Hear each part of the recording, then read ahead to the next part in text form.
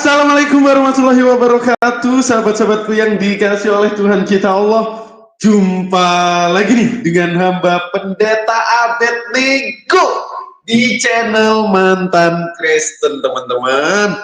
Teman-teman tahu nggak, channel Mantan Kristen ini akan mengeksplorasi segala bentuk hal-hal mungkar yang terjadi di dalam kekristenan. Kenapa gitu? Ya karena channel Mantan Kristen tujuannya seperti itu, teman-teman.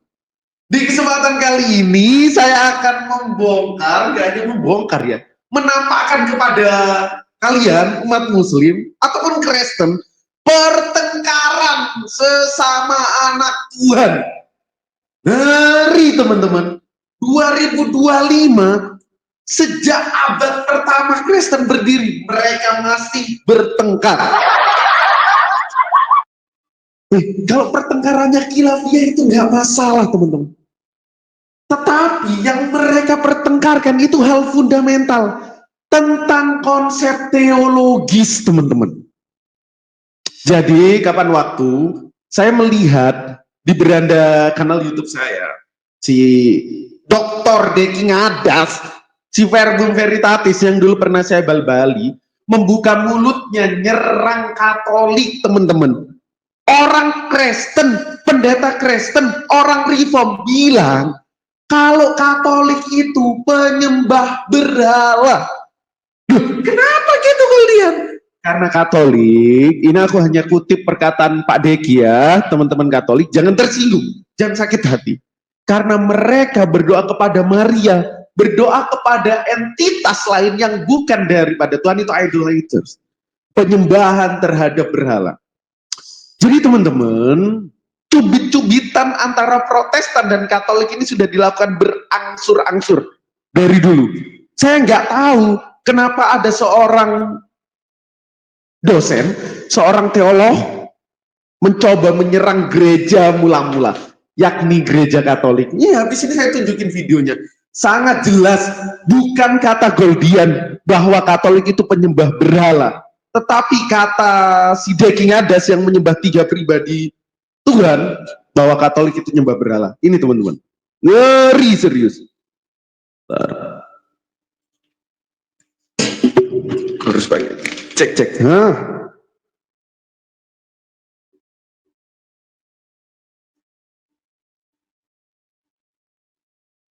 Kelihatan ya. Nah, jadi judulnya Mas Allegro Lip Service Hiperdulia. Jadi singkatnya teman-teman, si Deki ini lagi perang argumen, perang konsep teologi antara Romo Katolik, Allegro, yang mana si Deki ini membalas apa yang diucapkan Allegro tentang tuduhan yang tak mendasar dari Deki Ngadas terhadap Katolik. Nah, ternyata teman-teman hal itu nggak berhenti di sini. Ada juga kawan saya, Damai Kasih Channel, dia seorang Katolik juga, nggak henti-hentinya menjawab serangan daripada Deki Ngadas. Silahkan kalau cek, teman-teman cek videonya, 1 bulan full ini, si Damai Kasih Channel ini, kawan-kawan, ya membalas semua tuduhan daripada Deki Ngadas. Benar teman-teman, kata Allah, mereka ini dalam kebingungan. Para penyembah berhala, penyembah 3 Tuhan, lagi dalam kebingungan ya. Oke, mungkin kita langsung saja simak, saksikan serangan telak Dr. Deki Ngadas atau Verbum Veritatis ke Katolik ya. Bentar. Kita serius, ngeri kawan. Tindakan penyembahan, tujuannya, arahnya, objeknya itu bukan lagi alat tunggal, dan itulah persis merupakan inti dari penyembahan berhala berdasarkan teologi doa di dalam Alkitab. Jadi bukan hanya sekadar tidak ada perintahnya, oke, kalau tidak ada perintahnya maka kan tidak dilarang. Bukan itu argumennya. Argumennya adalah yes, tidak ada dasarnya. You tidak akan ketemu dari Kejadian sampai Wahyu orang berdoa kepada yang lain selain daripada Allah yang sejati. Tapi bukan juga hanya itu. Teologi doa itu sendiri di dalam Alkitab melarang kita by implication, melarang kita untuk berdoa kepada Maria, dan berdoa kepada orang-orang kudus. Dan bukan hanya itu, perintah-perintah untuk berdoa, terutama yang diberikan di dalam perjanjian baru, lebih khusus lagi diberikan oleh Tuhan Yesus. Perintah-perintah itu tidak membuka ruang untuk ada mediator lain di antara kita dan Yesus. Tidak membuka ruang itu. Biasanya kalau you lihat ayat-ayat yang terkenal seperti Matius pasal 11 ayat yang ke-28. Marilah kepadaku, langsung kepada Yesus. Kamu semua yang letih, lesu, dan berbeban berat, aku akan memberikan kelegaan kepadamu. Kemudian yang terkenal itu banyak-banyak, misalnya di dalam Yohanes pasal 14 ayat sampai dengan pasal 16. Misalnya ayat pasal 14 ayat 13, 14. Dan apapun juga yang kamu minta kepada Bapa dalam namaku, aku akan melakukannya supaya Bapa dipermuliakan di dalam Anak. Jika kamu meminta sesuatu kepada Bapakku dalam namaku, aku akan melakukan. Kemudian pasal 15 ayat 16. Bukan kamu yang memilih aku, tapi aku yang memilih kamu. Dan aku telah menetapkan kamu supaya kamu pergi menghasilkan buah, dan buahmu itu tetap, supaya apa yang kamu minta kepada Bapa dalam namaku diberikannya kepadamu. Kemudian Yoel pasal 2 ayat 32. Dan barang siapa berseru kepada nama Tuhan akan diselamatkan. Dan teks itu dikutip banyak sekali di dalam perjanjian baru. Kisah Rasul pasal 2 ayat 21. Pasal 22 ayat 16, Roma pasal 10 ayat 13, 1 Korintus pasal 1 ayat 2 sampai dengan ayat yang ketiga. Saudara lihat, di dalam semua perintah berdoa, di dalam Alkitab, calling upon the name of the Lord, atau berdoa kepada Bapa di dalam, tidak ada apapun di dalam perjanjian baru yang mengizinkan mediator-mediator lainnya, misalnya Maria dan orang-orang kudus, in between antara kita dengan Yesus. Tidak ada. Dengan kata lain, menciptakan praktik dan menjadikannya praktik mutlak disertai dengan anatema, itu kamu sedang menciptakan jarak yang sangat jauh antara umat ini dengan Tuhan Yesus dan dengan Allah Tritunggal. Ngeri kan kawan? Ya. Bukan oleh perjanjian baru. Dan in fact di dalam contoh-contoh mana si Deki lakukan, Yesus itu mereka gambarkan seperti hakim yang marah-marah, yang jauh di sana, yang transenden di sana, yang dekat dengan kita, yang penuh pengertian, yang manis dan lembut, yang mengerti pergumulan kita, itu hanya Maria. Ini bahaya besar. Merusak, bukan hanya merusak struktur doa, bukan hanya merusak nature substansi dari doa, tapi juga bertentangan dengan semua perintah berdoa kepada Tuhan, hanya kepada Tuhan, tidak boleh kepada yang lain, kepada Tuhan. Itu yang ketiga. Yang keempat, kenapa ini masalah yang sangat besar sekali, saudara-saudara? Pada praktiknya, meskipun satu kali lagi mereka akan disclaimer, kami tidak menyembah Maria, kami tidak menyembah orang-orang kudus, kami hanya memvenerasi. Kalau untuk Maria itu hyperdulia, kalau untuk orang-orang kudus itu dulia, kalau latria itu worship katanya. Tidak peduli kamu bikin disclaimer begitu. Tapi apa yang kamu lakukan ketika berdoa kepada Maria dan orang-orang kudus, itu merupakan penyembahan berhala. Saya kasih saudara dua argumen teologis. Pertama, waktu kamu berdoa kepada Maria dan orang-orang kudus, harus disebut penyembahan berhala. Karena untuk melakukan itu, kamu harus mengasumsikan atribut keilahian yang harus dimiliki oleh Maria dan orang-orang kudus. Misalnya, kalau kamu Katolik, 10 orang ada di New York, 10 orang ada di Papua, 10 orang ada di Australia, ada di New Zealand, ada di Roma, ada di Yunani, ada di Yerusalem, dan lain sebagainya. 10-10-nya berdoa pada saat yang sama kepada Maria misalnya. Dan mayoritas di antara saudara ada yang bersuara, tapi mayoritas juga yang berdoa di dalam hati. Misalnya mengikuti Matius pasal 6, kalau kamu mau berdoa, masuk ke dalam rumahmu, tutup pintumu, dan berdoa kepada Bapa in secret, ya. Berdoa secara silent, berdoa secara diam-diam, tidak pakai pengumuman, tidak pakai tua. Pertanyaan, bagaimana caranya Maria bisa tahu 10 orang berdoa di New York, 10 di Yerusalem, 10 di Italia, 10 di Yunani, 10 di Papua, 10 di Kupang, 10 di Sulawesi Utara, 10 di mana lagi, di New Zealand, di Australia, all over the globe ini. Bagaimana caranya Maria bisa tahu itu? Sehingga kamu percaya bahwa dia dengar doa kamu. Untuk dia bisa tahu itu, dia harus punya atribut apa? Dia harus punya atribut, yes, omniscience. Dia harus punya atribut itu. Kalau dia tidak punya atribut itu, kamu berdoa kepada kesia-siaan. Karena toh dia tidak dengar juga, dia tidak tahu. Bagaimana caranya dia tahu kamu sedang berdoa? Bagaimana caranya? Dia harus punya atribut omniscience. Nah, waktu kamu melakukan tindakan itu, satu kali lagi, meskipun kamu kasih disclaimer berjubel-jubel, 10 juta, 20 juta, 1 miliar, 1 triliun, kami tidak menyembah Maria, kami tidak. Kamu menyembah Maria, memberikan atribut omniscience.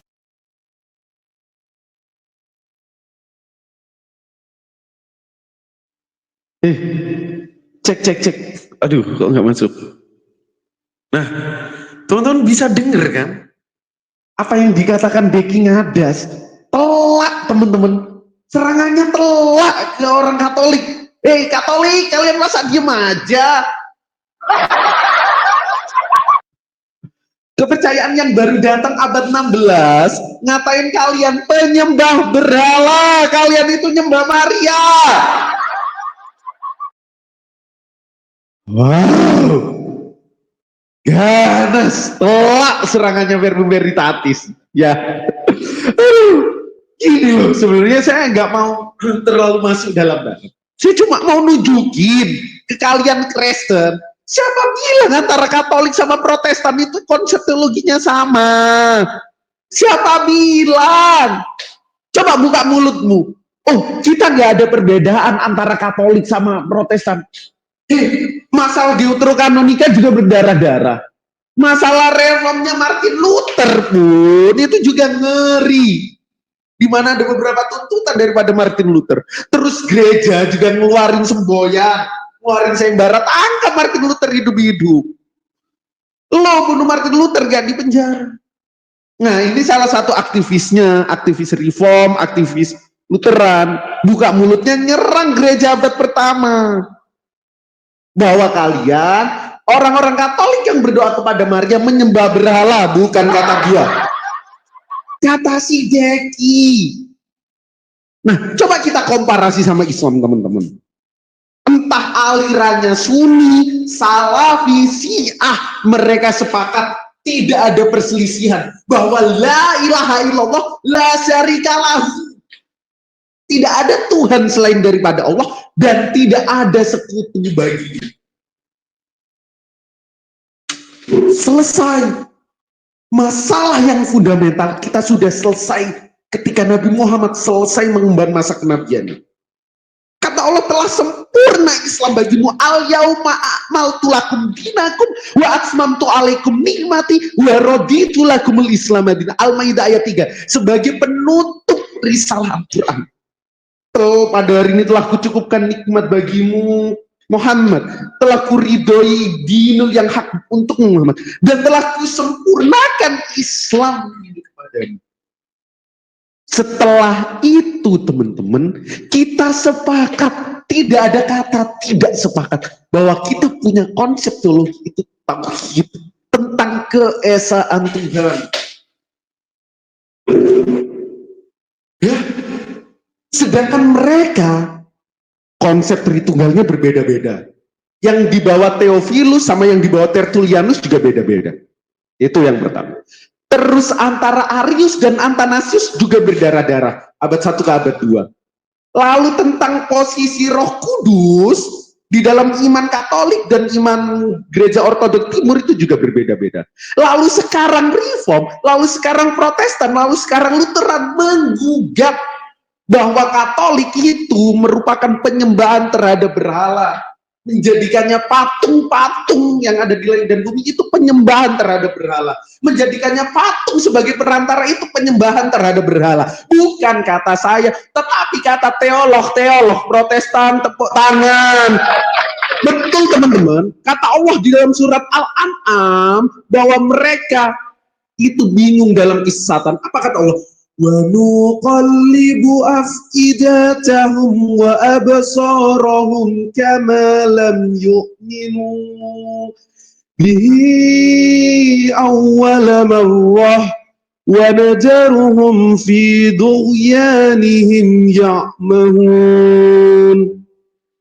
Kami pun tidak akan mengira bahwa kami akan memalingkan hati dan penglihatan mereka seperti pertama kali mereka tidak beriman kepada Al-Quran.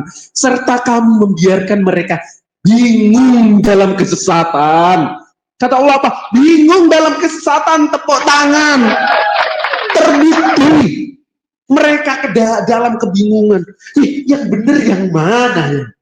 Yang nyembah kepada Maria atau tidak? Yang benar yang mana ya?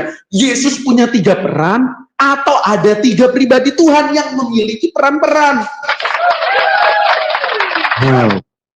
Oke, mungkin kita lanjut dengerin ofensif telak dari Deki Ngadas ke Katolik. Katolik buka mulut, balas-balas Deki. Masa kalian biarin si Deki, teman-teman?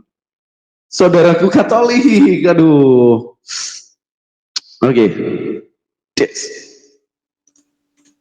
Science kepada Maria, seakan-akan dia bisa tahu semua orang yang berdoa, mereka berdoa dengan cara apa, dengan kata-kata apa, dan apa yang mereka doakan, Maria tahu tentang hal itu semua. Bagaimana caranya dia tahu tentang itu? Kalau dia tidak omniscience.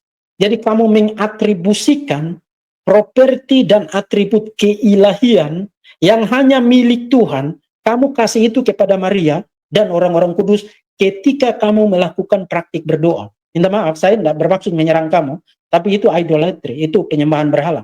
Dan bukan hanya itu, saudara-saudara, cara mereka berdoa, kata-kata yang mereka rumuskan, saya akan kasih saudara beberapa contoh ya. Mereka menggambarkan Maria sebagai giver, sebagai pemberi dan bestower.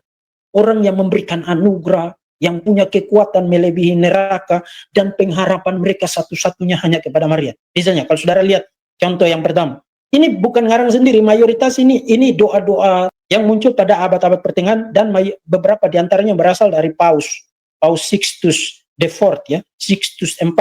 Dan Paus Sixtus IV bahkan dia memberikan garansi, jaminan 11.000 tahun indulgensia kalau kamu punya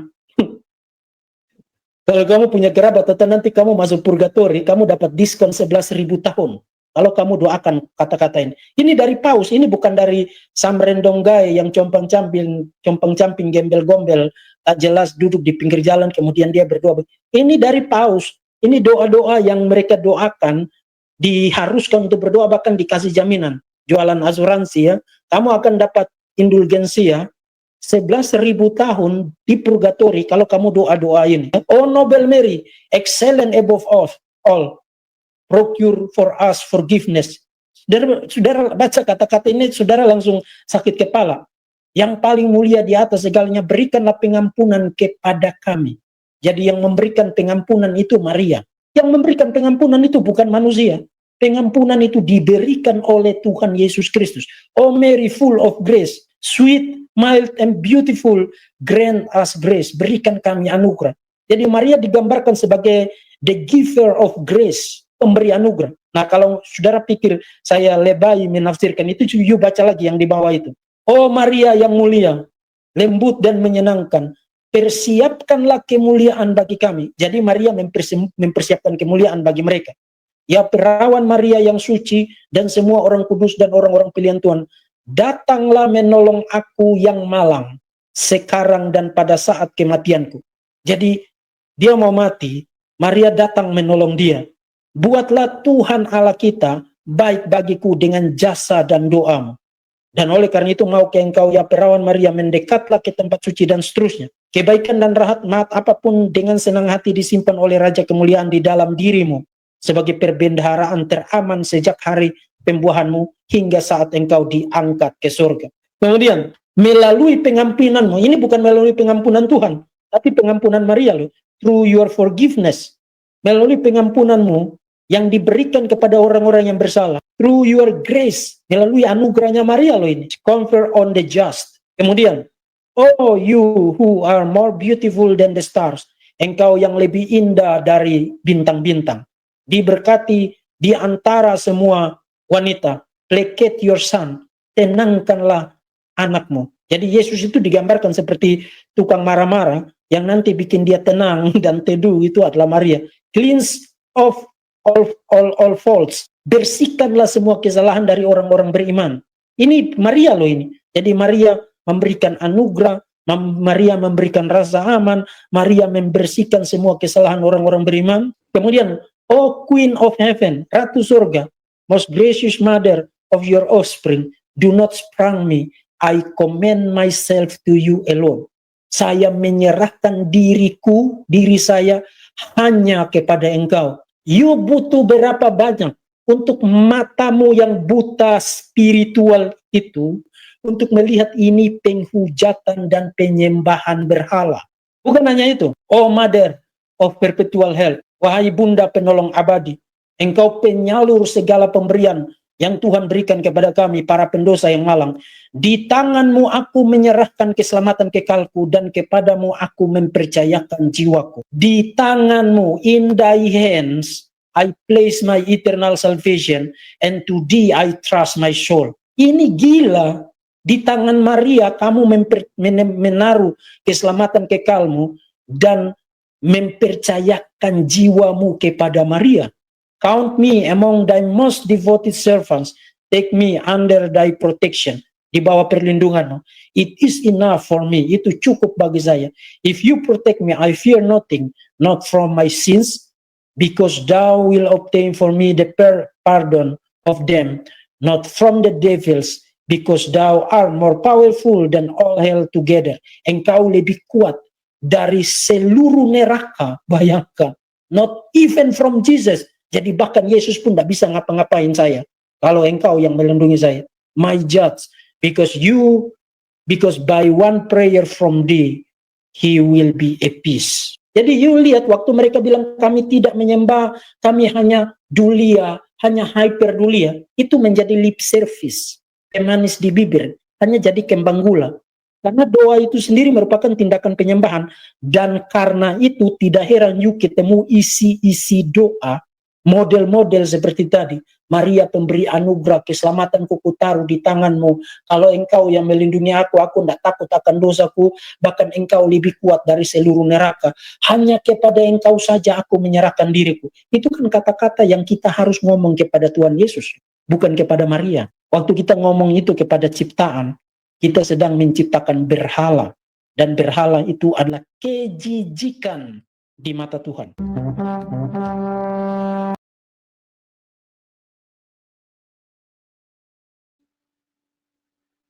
Cek.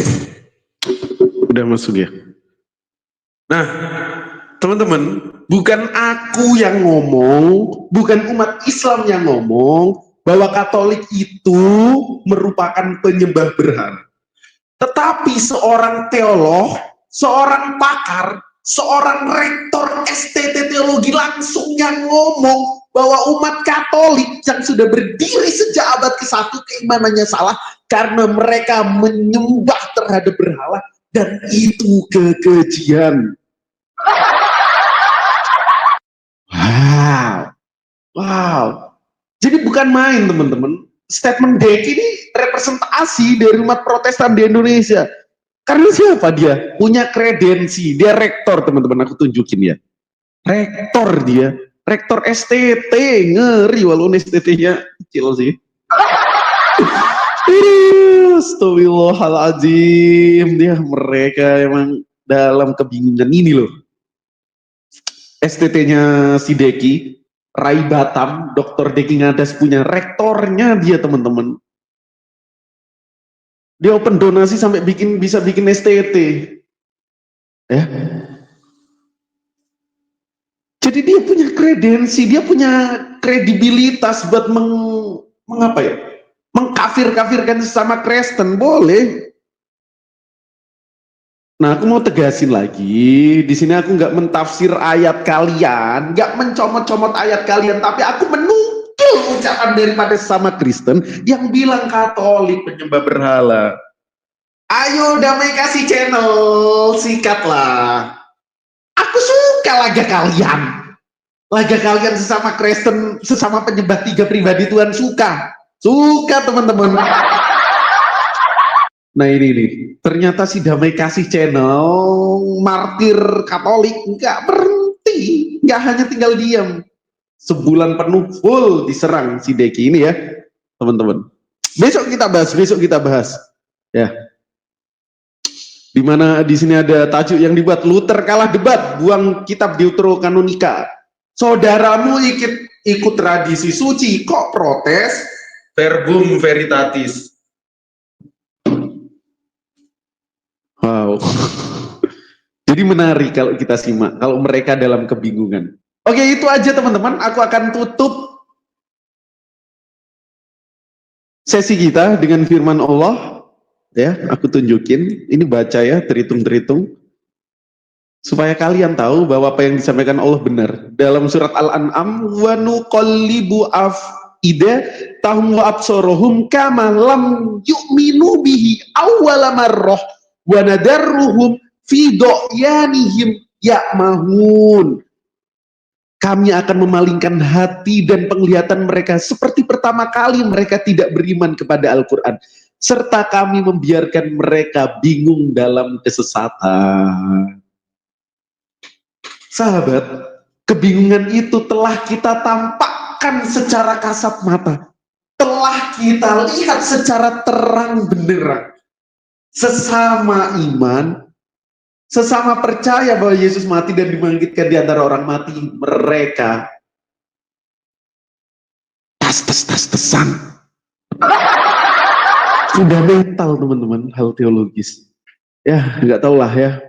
Kalau iman, doktrin kayak gini, masih kalian percaya, ngeri akal yang diberi Tuhan, teman-teman. Oke, sampai jumpa di kesempatan yang akan datang.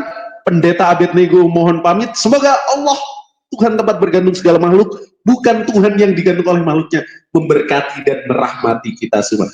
See you again teman-teman, semangat dan lancar puasanya. Bye-bye.